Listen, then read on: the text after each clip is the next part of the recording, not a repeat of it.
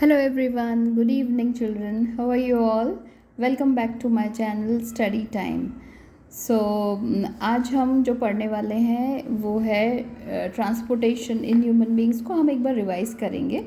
कल के चैनल में हमने कल का जो सेशन था उसमें हमने ट्रांसपोर्टेशन इन ह्यूमन बींग्स में हार्ट के बारे में पढ़ा था कि हार्ट से, और फिर डबल सर्कुलेशन के बारे में पढ़ा था, हार्ट का स्ट्रक्चर और double circulation.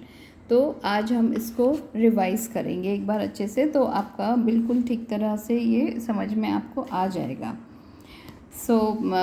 Transportation in human beings मतलब जो सर्कुलेटरी सिस्टम होता है ह्यूमन बींग्स में उसके बारे में है ये। और सर्कुलेटरी सिस्टम का जो मेन कंपोनेंट है वो एक तो है हार्ट, जो कि पंपिंग ऑर्गन होता है, और ब्लड में ब्लड जो होता है वो एक ट्रांसपोर्टिंग मीडियम बनाता है, जिसके थ्रू ब्लड जो होता है वो ऑक्सीजन, कार्बन डाइऑक्साइड और इसके अलावा जो कुछ नाइट्रोजनस वेस्ट होते हैं डिज़ोल्व फॉर्म में, उन सब को लेके जाता है और बॉडी में पूरा सर्कुलेट होता है। ब्लड ट्यूब्स के थ्रू होता है। और सर्कुलेटरी सिस्टम का एक और मेन पार्ट है ब्लड वेसल्स, आर्टरीज, वेन्स और कैपिलरीज, राइट। तो आज मैंने आप लोगों के लिए एक माइंड मैप भी बना के रखा हुआ है, उसके थ्रू हम इसको समझ लेते हैं। हार्ट जो होता है, हार्ट एक पंपिंग ऑर्गन होता है। फिस्ट के शेप, फिस्ट जो जैसे हम इस तरह से हम मुट्ठी बांधते हैं, तो एक फिस्ट के शेप का, साइज़ का हार्ट होता है। और मस्कुलर ऑर्गन होता है, कार्डियक मसल्स का बना हुआ होता है हार्ट। और ये हमेशा हार्ट बीट, जो हार्ट की जो मसल्स हैं, कार्डियक मसल्स हैं, ये कॉन्ट्रैक्ट, जैसे कॉन्ट्रैक्ट होती है, रिलैक्स होती है, कॉन्ट्रैक्ट होती है, रिलैक्स होती है, इस तरह से इसका function from birth till death ये चलता ही रहता है। तो ये नॉन स्टॉप ये फंक्शन करता रहता है। हार्ट की जो मसल्स होती है वो non stop from birth to death काम करती रहती है। हार्ट 4 चैम्बर्ड स्ट्रक्चर होता है। ह्यूमन बींग्स में हार्ट जो है 4 चैम्बर्ड स्ट्रक्चर है। और जो 4 चैम्बर्स होते हैं वो ये है राइट एट्रियम, लेफ्ट एट्रियम और राइट वेंट्रिकल, लेफ्ट वेंट्रिकल। तो बीच में ये सेप्टा होता है। सेप्टा यानी कि सेप्टा का मतलब होता है ये इस तरह से एक पार्टीशन रहता है इसमें। ये इसलिए होता है जिससे कि ऑक्सीजनेटेड और डीऑक्सीजनेटेड ब्लड मिक्स ना हो। हार्ट में ये चैम्बर्स होते हैं और फिर इसका जो फंक्शन है वो है पंप करना ब्लड को। ब्लड आर्टरीज़ के थ्रू सब ऑर्गन्स, हार्ट जो होता है ब्लड को पंप करता है और सारे आर्टरीज़ ब्लड को लेके जाती है सब ऑर्गन्स की तरफ, और वेन्स जो हैं वो ऑर्गन से डीऑक्सीजनेटेड ब्लड को हार्ट की तरफ वापस लेके आती है। तो हार्ट में से ब्लड जो है 2 बार पास होता है, तो इसको बोलते हैं डबल सर्कुलेशन। इसके बारे में भी हम पढ़ेंगे। So let me quickly explain it to you. So this is the structure of the heart. और इसमें क्या है, ये सेप्टम होता है, ये this is the dividing wall. तो 4 चैम्बर्स में हार्ट डिवाइडेड होता है।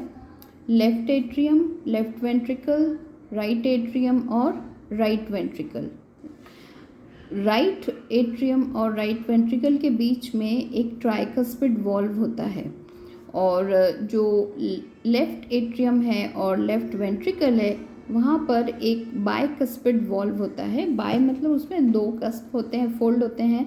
और वॉल्व है तो वॉल्व का फंक्शन होता है एक ही तरफ ब्लड के फ्लो को अलाउ करना, राइट। तो हम इसको भी समझेंगे। यहाँ से जो लेफ्ट वेंट्रिकल है वहाँ से एक मेन आर्टरी निकलती है जिसको बोलते हैं एओर्टा, राइट। और यहाँ पे ये पल्मनरी वेन है जो कि लंग्स से आती है, हार्ट में ब्लड को लेके आती है। तो ये ऑक्सीजनेटेड ब्लड को हार्ट में लेके आती है और ये ब्लड फिर वेंट्रिकल में फ़्लो होता है और वेंट्रिकल से फिर ये फ़्लो होगा एओर्टा की तरफ, क्योंकि ये ऑक्सीजनेटेड ब्लड है और एओर्टा से ब्लड पूरे सब ऑर्गन्स की तरफ लेके जाया जाता है। इसी तरह से जो राइट एट्रियम है और यहाँ है राइट वेंट्रिकल।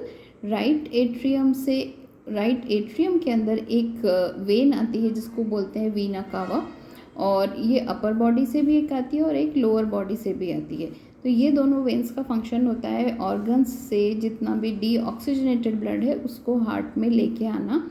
तो ये राइट एट्रियम में ब्लड को लेके आती है। फिर ये डीऑक्सीजनेटेड ब्लड जो होता है, यहाँ पे ट्राइकस्पिड वॉल्व होता है जिसमें 3 कस्प या फोल्ड्स होते हैं, और फिर वो राइट वेंट्रिकल में ब्लड आता है। फिर ये डीऑक्सीजनेटेड ब्लड जो होता है ये पल्मनरी आर्टरी के थ्रू, ये पल्मनरी आर्टरी है, यहाँ के थ्रू ये लंग्स में लेके जाया जाता है ये ब्लड, राइट। तो ये है बेसिक स्ट्रक्चर, और ये हार्ट की मसल है होती है जिसको कि हम कार्डियक मसल बोलते हैं। तो this is the structure of the heart. और इसका I just read it once. Now procedure क्या होता है, कैसे ये फंक्शन करता है। So this is just a line diagram, just इस तरह का ये एक लाइन डायग्राम है। लेफ्ट एट्रियम, यहाँ से from lungs pulmonary vein will bring oxygenated blood, left atrium में आएगा। यहाँ से ये ब्लड जो होता है लेफ्ट वेंट्रिकल में आता है, और फिर यहाँ से ये यहाँ से फिर ये ब्लड वापस एओर्टा के थ्रू सारे ऑर्गन्स में जाएगा। इसी तरह से वीना केवा जो होता है, it will bring deoxygenated blood from the organs. तो एक लोअर बॉडी पार्ट से होता है और एक अपर बॉडी पार्ट से भी आएगा यहाँ पे, राइट। तो वीना कावा का नाम जब भी आप पढ़ोगे, वीना कावा का मतलब होता है कि ये डीऑक्सीजनेटेड ब्लड को सब ऑर्गन्स से हार्ट में वापस लेके आता है। राइट वेंट्रिकल में ये ब्लड आएगा, और फिर यहाँ से ये डीऑक्सीजनेटेड ब्लड वापस पल्मनरी आर्टरी के थ्रू हार्ट लंग्स में जाएगा। So this is the double circulation. अब डबल सर्कुलेशन में क्या होता है, so I just read from here, ये आपकी टेक्स्ट बुक से। जब लंग्स से जो ऑक्सीजनेटेड ब्लड है, जब पल्मनरी वेन के थ्रू लेफ्ट एट्रियम में आता है, तब क्या होता है उसके बाद। So oxygen rich blood, the oxygen rich blood from the lungs come to the thin walled upper chamber of the heart on the left atrium. Left atrium की जो वॉल होती है वो थिन होती है as compare to ventricle. So atrium जो होते हैं, एट्रियम की वॉल्स थिन होती है और वेंट्रिकल्स की वॉल जो होती है वो थिक होती है। इसका भी एक कारण है, वो भी हम समझेंगे। So oxygen rich blood from the lungs come to the thin walled upper chamber of the heart on the left atrium. The left atrium relaxes when it is collecting this blood. जब pulmonary when से oxygenated blood जो है ये left atrium में आता है, जब blood इसमें फ्लो हो रहा होता है तब लेफ्ट एट्रियम जो होता है रिलैक्स्ड स्टेट में होता है। फिर जब ये कॉन्ट्रैक्ट होता है, लेफ्ट एट्रियम कॉन्ट्रैक्ट होता है, इसका मतलब जो कार्डियक मसल्स है वही हेल्प करती है कॉन्ट्रैक्शन में। जब ये कॉन्ट्रैक्ट होगा तो ब्लड जो होगा वो लेफ्ट वेंट्रिकल में आ जाएगा। तो जब एक पार्ट कॉन्ट्रैक्ट होता है तो दूसरा पार्ट जो होता है वो रिलैक्स्ड स्टेट में होता है। लेफ्ट एट्रियम के कॉन्ट्रैक्शन से ऑक्सीजनेटेड ब्लड लेफ्ट वेंट्रिकल में आ जाएगा। अब लेफ्ट वेंट्रिकल कॉन्ट्रैक्ट हो, जो ये वेंट्रिकल पोर्शन जो होता है, ये जब लेफ्ट वेंट्रिकल कॉन्ट्रैक्ट होगा तो ब्लड पुश अप हो जाएगा और बाइकस्पिड वॉल्व के थ्रू होता हुआ एओर्टा में चला जाएगा। तो ये एओर्टा है, यहाँ पे ब्लड चला जाता है यहाँ से पुश अप होके। सो नाउ यू अंडरस्टैंड कि पहले एट्रियम कॉन्ट्रैक्ट रिलैक्स्ड रहता है जब इसमें ब्लड फ्लो हो रहा होता है, पल्मनरी वेन से आता है ब्लड। फिर ये लेफ्ट एट्रियम कॉन्ट्रैक्ट होता है और ब्लड को नीचे पुश करता है लेफ्ट वेंट्रिकल में। जब ब्लड लेफ्ट वेंट्रिकल में आ रहा होता है तब ये रिलैक्स्ड स्टेट में होता है। जब ये कॉन्ट्रैक्ट करता है तो ब्लड इस वॉल्व के थ्रू होता हुआ एओर्टा में चला जाता है। तो यहाँ पे ये पोर्शन का क्या काम हुआ कि ये ऑक्सीजनेटेड ब्लड को हैंडल करता है। Now what about the right ventricle. तो इसी टाइम पे क्या होता है कि राइट एट्रियम में वीना कावास डीऑक्सीजनेटेड ब्लड को लाते हैं, और तो ये कॉन्ट्रैक्ट होता है और ब्लड यहाँ ट्राइकस्पिड वॉल्व के थ्रू होता हुआ राइट वेंट्रिकल में कलेक्ट होता है। फिर जब वेंट्रिकल कॉन्ट्रैक्ट होता है तो ये इसको पुश करता है, ब्लड को, डीऑक्सीजनेटेड ब्लड को पुश करता है वॉल्व के थ्रू पल्मनरी आर्टरी में। तो पल्मनरी आर्टरी से फिर ये वापस लंग्स की तरफ चला जाता है, right. So the left atrium relaxes when it is collecting this blood It then contracts while the next chamber, the left ventricle, relaxes so that the blood is transferred to it. When the muscular left ventricle contracts in its turn, the blood is pumped out to the body. Deoxygenated blood comes from the body to the upper chamber on the right atrium as it relaxes. मतलब जो cardiac muscles होती हैं ये contract करती हैं और फिर relax करती हैं. So as the right atrium contracts, the corresponding lower chamber, the right ventricle, dilates. मतलब एक कॉन्ट्रैक्ट हुआ तो दूसरा हार्ट का पोर्शन जो होगा, अगर और जो एट्रियम्स कॉन्ट्रैक्ट होते हैं तो जो वेंट्रिकल्स हैं वो रिलैक्स्ड होते हैं. जब वेंट्रिकल कॉन्ट्रैक्ट होता है तो एट्रियम्स रिलैक्स्ड होते हैं. Since ventricles have to pump blood into various organs, they have thicker walls. They have thicker muscular walls than the atria do. Atrium या atria भी बोलते हैं. Valves ensure that the blood does not flow backwards when the atria and the ventricles contract. तो दो valves होते हैं, tricuspid and bicuspid. Try मतलब इसमें 3 कस्प होते हैं और ये राइट एट्रियम और राइट वेंट्रिकल के बीच में यहाँ प्रेजेंट होता है और ब्लड को नीचे की तरफ डीऑक्सीजनेटेड ब्लड को राइट एट्रियम से राइट वेंट्रिकल में ही फ्लो करने देगा. ऐसे बैकवर्ड फ्लो नहीं होगा ब्लड का. तो वॉल्व का ये फंक्शन होता है कि वन वे अलाउ करता है ब्लड को फ्लो होने में. इसी तरह से बाइकस्पिड और इसको मिट्रल वॉल्व भी बोलते हैं. बाइकस्पिड और मिट्रल वॉल्व ये जो ऑक्सीजनेटेड ब्लड होता है उसको लेफ्ट वेंट्रिकल से एओर्टा में जाने देता है. ये जो ब्राउन पार्ट देख रहे हैं आप ये, right. So this is the mechanism of blood flow. Pump कैसे करता है हार्ट, कैसे ब्लड को पंप करता है. और आर्टरीज की वॉल्स हमेशा थिक होती है क्योंकि बहुत प्रेशर से ये ऑक्सीजनेटेड ब्लड जो होता है, ऑक्सीजनेटेड ब्लड बहुत प्रेशर से एओर्टा में जाता है और एओर्टा फिर ब्रांच आउट होती है आर्टरीज में और इस तरह सारे ऑर्गन्स में चली जाती है. तो इसको भी डबल सर्कुलेशन बोलते हैं. ये एक तरफ तो ये पल्मोनरी सर्कुलेशन हुआ जो लंग्स के थ्रू ब्लड जाएगा फिर वापस हार्ट में आएगा और फिर दूसरा ये होता है जो ऑर्गन्स में ब्लड जाता है ऑक्सीजनेटेड ब्लड. सो हार्ट में से 2 बार ब्लड पास होता है तो इसको बोलते हैं double circulation.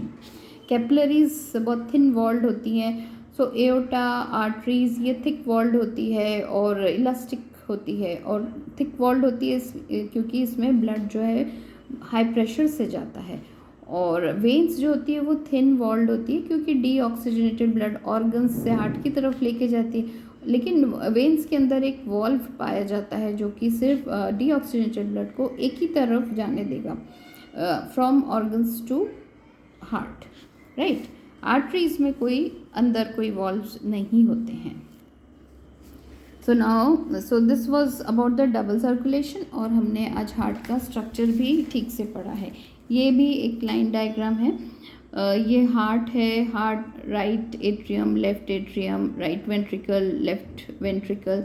This is lungs और ये है capillaries in the body organs. So just हम इसको मतलब ये जिससे कि आप लोग समझ सको इसलिए ये एक लाइन डायग्राम बनाया है. दिस इज़ लेफ्ट एट्रियम में हमेशा पल्मोनरी वेन आएगी. Pulmonary vein will bring oxygenated blood from lungs to the left atrium. ठीक है. और यहाँ से फिर ये लेफ्ट वेंट्रिकल में आएगा और ये है aorta. This is the aorta. It takes the oxygenated blood to all the organs. तो आर्टरीज फिर थिन आउट हो जाती है आर्टीरियोल्स में और फिर आर्टीरियोल्स थिन आउट हो जाते हैं कैपिलरीज में. तो बॉडी ऑर्गन्स में हमेशा लास्ट में जो ब्लड का एक्सचेंज होता है ऑक्सीजनेटेड से डीऑक्सीजनेटेड, मतलब यहाँ ऑक्सीजन और कार्बन डाइऑक्साइड का जैसे इसमें का ऑक्सीजन है, ऑक्सीजन सारे सेल्स तक पहुँच जाएंगे. और सेल्यूलर लेवल पे जो ब्लड ट्यूब्स होती हैं वो कैपिलरीज होती है थिन वॉल्ड होती हैं. सिर्फ इस तरह से एक सेल की बनी हुई होती है. Only 1 line of cells. तो यहाँ से इजीली ऑक्सीजन अंदर आ सकती है, कार्बन डाइऑक्साइड बाहर डिफ्यूज़ हो सकती है. सो ऑर्गन्स पे, so these are the capillaries in the body organs. और यहाँ पे वेन्यूल्स होते हैं, वेन्यूल्स फिर वेन्स में, वेन्स मतलब ऐसे पढ़ सकते हैं हम इसको कि veins they thin out into venules and venules thin out into capillaries. तो यहाँ से डीऑक्सीजनेटेड ब्लड हमेशा हार्ट की तरफ हम बताते हैं। वीना कावास दो होते हैं, सुपीरियर और इन्फीरियर। तो एक होता है लोअर बॉडी पार्ट से सारा ब्लड राइट एट्रियम की तरफ लेके जाएगा, deoxygenated blood. Vena cava brings deoxygenated blood from the organs to right atrium. और एक सुपीरियर वेना कावा होता है जो कि यहाँ ऊपर जो अपर बॉडी पार्ट है वहाँ से डीऑक्सीजनेटेड ब्लड को नीचे लाता है, राइट। और राइट एट्रियम और राइट एट्रियम और राइट वेंट्रिकल के बीच ट्राइकस्पिड वाल्व होता है, यहाँ से ब्लड आएगा डीऑक्सीजनेटेड यहाँ, और फिर ये ऊपर की तरफ पल्मोनरी आर्टरी के थ्रू लंग्स में लेके जाएगा। So this is known as double circulation, right children. So now we have completed this portion. और ये है ट्यूब्स के बारे में। सर्कुलेटरी सिस्टम का जो ये उसका एक मेन कंपोनेंट है blood vessels, arteries, veins and capillaries.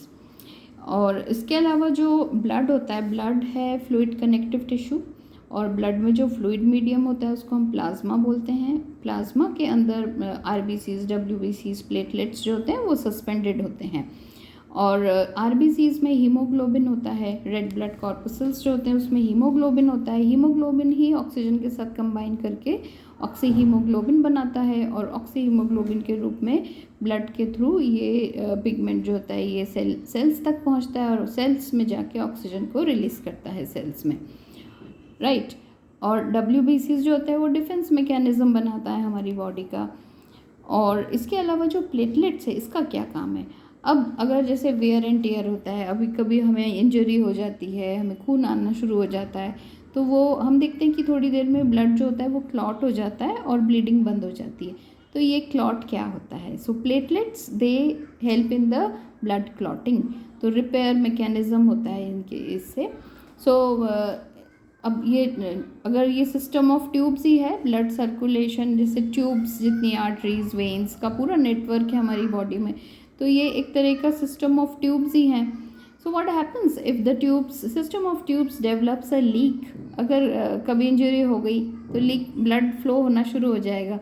Now think about the situations when we are injured and we start bleeding.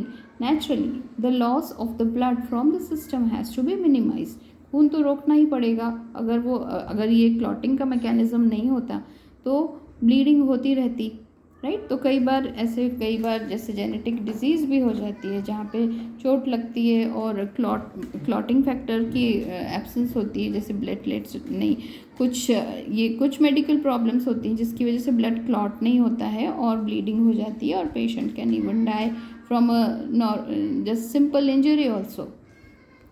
So blood platelets का बहुत इंपॉर्टेंट रोल है क्लॉटिंग में, ब्लड को क्लॉट करता है।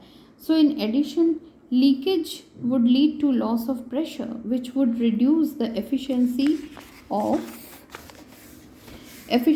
of pumping system. To avoid this, the blood has platelet cells which circulate around the body and plug these leaks by helping to clot the blood at the point of injury. सो जहाँ पे भी खून का थक्का जमता है, यानी blood clot हो जाता है, जब हमें चोट लगती है, खून आना शुरू होता है, छोटी छोटी इंजरी अगर होती है तो वो फिर वहाँ पे क्लॉट बन जाता है और ब्लीडिंग बंद हो जाती है। तो ये क्लॉट कौन बनाता है? ये ब्लड प्लेटलेट्स जो होती हैं वो बनाती है। Now there is one more very important part called lymph. ये लिम्फ क्या होता है? जैसे कि हमने पढ़ा कि ब्लड में जो फ्लूइड मीडियम है, blood is a fluid connective tissue, और जो फ्लूइड मीडियम होता है उसको बोलते हैं प्लाज्मा। प्लाज्मा में ही सारे ये डब्ल्यूबीसीज, आरबीसीज, प्लेटलेट सस्पेंडेड होते हैं। तो एक और तरह का फ्लूइड होता है उसको बोलते हैं लिम्फ। अब ये लिम्फ क्या है? So this another type of fluid which is involve in the transportation. अब लिम्फ किस तरह से ट्रांसपोर्टेशन में हेल्प करता है? So this is called lymph और द टिश्यू फ्लूइड। ये एक तरह से टिश्यू फ्लूइड होता है, and through the pores present in the walls of capillaries, some amount of plasma, proteins and blood cells escape into intercellular spaces in the tissues to form the tissue fluid or lymph. तो कई बार क्या होता है, जैसे ये capillaries जो होती हैं, कैपिलरीज बहुत ही थिन वॉल्ड ब्लड ट्यूब्स होती हैं। तो उनके उसमें जो पोर्स होते हैं, उस पोर्स के थ्रू ब्लड का जो प्लाज्मा है, जो फ्लूइड पार्ट है ब्लड का, वो प्लाज्मा लीक आउट हो जाता है और इंटरसेल्यूलर स्पेसेस में जमा होने शुरू होता है। तो वो जो टिश्यू फ्लूइड बोलते हैं उसको, और उस प्लाज्मा, उसके अलावा प्रोटीन्स और ब्लड सेल्स होते हैं कुछ, ये कैपिलरीज की वॉल्स के थ्रू एस्केप कर जाते हैं। और ये जो फ्लूइड होता है, ये जो फ्लूइड होता है, इसको टिश्यू फ्लूइड या फिर हम लिम्फ बोलते हैं। सो ये प्लाज्मा ब्लड प्लाज्मा की तरह ही होता है, लेकिन कलरलेस होता है और इसमें प्रोटीन की जो क्वांटिटी होती है वो कम होती है। सो लिम्फ, अब वो इंटरसेल्यूलर स्पेसेस में, या टिश्यू फ्लूइड बोलते हैं, इंटरसेल्यूलर स्पेसेस में कहाँ जमा होता है? So lymph drains into lymphatic capillaries from the intercellular spaces. Lymphatic capillaries के थ्रू ये चला जाता है, and which joins to form large lymph vessels that opens into larger veins। तो lymph vessels होती हैं, lymph capillaries होती हैं, तो lymph capillaries फिर larger lymph vessels बनाएंगी और फिर वो finally larger veins में open हो जाती हैं। lymph carries digested and absorbed fat from the intestine। ये इसका फंक्शन है। lymph lymph का क्या फंक्शन होता है? Lymph carries digested and absorbed fat from the intestines and drains excess fluid from the extracellular spaces back into the blood। तो जो extracellular spaces होती है, सेल्स के बाहर जो बहुत सारे सेल्स होते हैं उनके बीच बीच में जो स्पेसेस होती है, extracellular spaces से जो एक्स्ट्रा फ्लूइड होता है, उस एक्सेस जो फ्लूइड होता है, ज़्यादा जो फ्लूइड होता है, उसको फिर से ब्लड में उसमें मिला देती है, right. So this was about the lymph. So now transportation in human beings का जो पार्ट था वो हमने पूरा पढ़ लिया।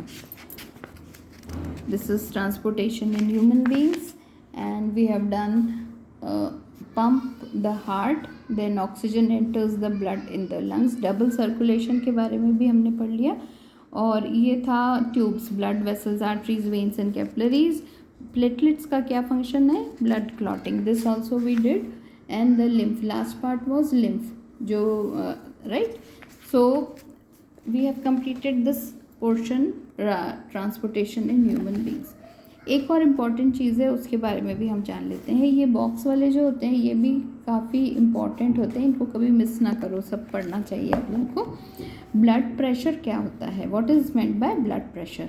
सो आप सभी को मालूम है कि जो हम घर में हम ये रखते हैं, ब्लड प्रेशर मेजर करने की जो मशीन होती है उसको हम रखते हैं। सो उससे हम कई बार अपना ब्लड प्रेशर चेक करते हैं। So what is this exactly? Blood pressure का क्या मतलब होता है? It is the force that the blood exerts against the wall of a vessel.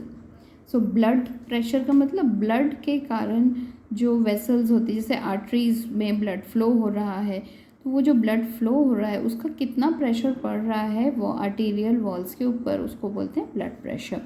So this pressure is much greater in arteries than veins. और हमें पता है कि आर्टरीज की वॉल्स जो होती है वो थिकर होती है वेन्स से, क्योंकि आर्टरीज में हमेशा ब्लड का प्रेशर ज़्यादा होता है वेन्स से, वेन्स में ब्लड का प्रेशर कम होता है। कोई भी ट्यूब हो, चाहे आर्टरी हो या चाहे वेन्स हो, तो उसमें से जब ब्लड फ्लो होगा तो उसका एक प्रेशर पड़ेगा वॉल्स के ऊपर। So arterial blood pressure is more than the venous blood pressure, and the pressure of the blood inside the artery during the ventricular systole, diastole, ये भी दो टर्म्स हैं, ये भी आपको मालूम होने चाहिए। सिस्टोल, वेंट्रिकुलर सिस्टोल का मतलब होता है contraction, it's called systolic pressure, and the pressure in the artery during ventricular diastole, that is relaxation, is called diastolic pressure.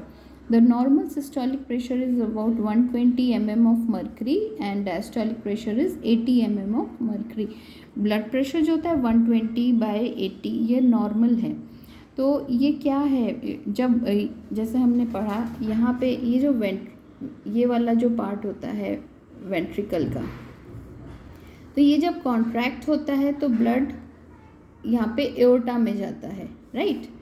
और जब ये कॉन्ट्रैक्ट होता है तो विद प्रेशर ये ब्लड को ऊपर भेजता है एओर्टा में, तो उसको बोलते हैं वेंट्रिकुलर सिस्टोल। वेंट्रिकुलर कॉन्ट्रैक्शन को बोलते हैं वेंट्रिकुलर सिस्टोल, और इसको सिस्टोलिक प्रेशर बोलते हैं, जो 120 mm ऑफ मर्करी होता है। और जो जब ये रिलैक्स करता है, जब इसमें ब्लड आ रहा होता है यहाँ पे, तो ये रिलैक्स करता है, तो रिलैक्सेशन के टाइम पे कितना प्रेशर होगा ब्लड का, तो उसको बोलते हैं वेंट्रिकुलर डायस्टॉल या डायस्टॉलिक प्रेशर, वो कम होता है 80 mm ऑफ मर्करी, तो 120/80 mm। और इस तरह से ब्लड प्रेशर मेजर किया जाता है। मर्करी, इसमें जो ट्यूब होती है इसमें मर्करी होती है, और मर्करी इसलिए उसको बोलते हैं mm, Hg stands for mercury. So blood pressure, और ये जो इंस्ट्रूमेंट होता है, सो इस तरह से आर्म में ब्लड, यहाँ पे blood pressure 120/80, 120 systolic and 80 is diastolic is to be measured. और हाथ में, अपर आर्म में इसको बांधा जाता है इस तरह से।